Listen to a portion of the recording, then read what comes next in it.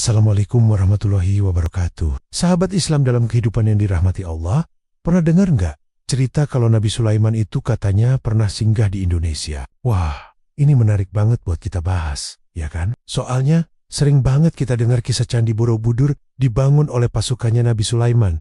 Nah, menurut para ulama dan ahli tafsir, dalam Al-Quran dan hadis yang syahih, nggak ada satupun dalil atau bukti kuat yang menyebutkan Nabi Sulaiman pernah datang ke Indonesia, apalagi membangun candi. Dalam pandangan Islam, tidak ada dalil tegas dalam Al-Quran atau hadis yang menyatakan bahwa Nabi Sulaiman alaihissalam pernah datang ke Indonesia. Pandangan tentang keberadaannya di tanah Nusantara hanya berupa teori kontroversial yang belum diterima oleh mayoritas ulama dan akademisi. Berikut penjelasan lengkapnya.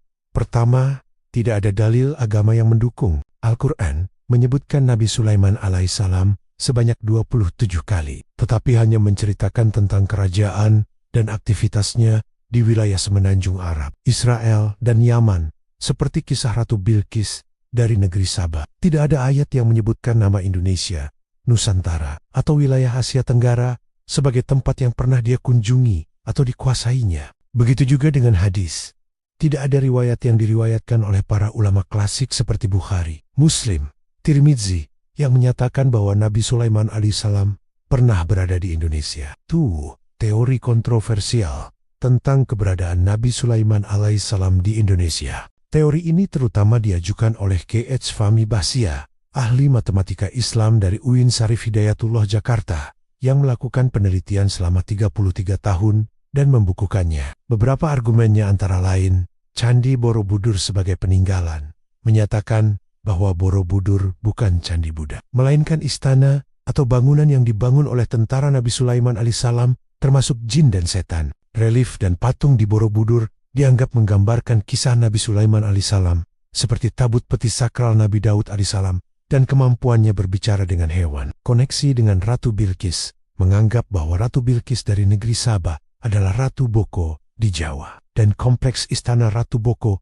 adalah peninggalannya. Kemunculan sumber daya alam menyebutkan bahwa Pulau Sumatera disebut Suwarna Dwipa atau Pulau Emas dalam prasasti memiliki emas, gading, dan kayu cendana, barang-barang yang diceritakan dibawa oleh armada kapal Nabi Sulaiman alaihissalam dalam kitab Taurat. Namun, teori ini mendapat kritik tajam dari sejarawan dan arkeolog seperti Rini Susanti dari UIN Sunan Kalijaga. Karena kurangnya bukti arkeologis yang kuat, seperti prasasti yang secara langsung menyebutkan nama Nabi Sulaiman, dan bertentangan dengan pemahaman sejarah tradisional yang menyatakan Borobudur dibangun oleh dinasti Shailendra untuk agama Buddha pada abad 9K. Sri, pandangan mayoritas ulama. Mayoritas ulama Islam Indonesia menyatakan bahwa teori keberadaan Nabi Sulaiman alaihissalam di Indonesia adalah teori alternatif yang tidak dapat dijadikan kebenaran mutlak. Mereka menekankan bahwa kebenaran dalam Islam harus didasarkan pada dalil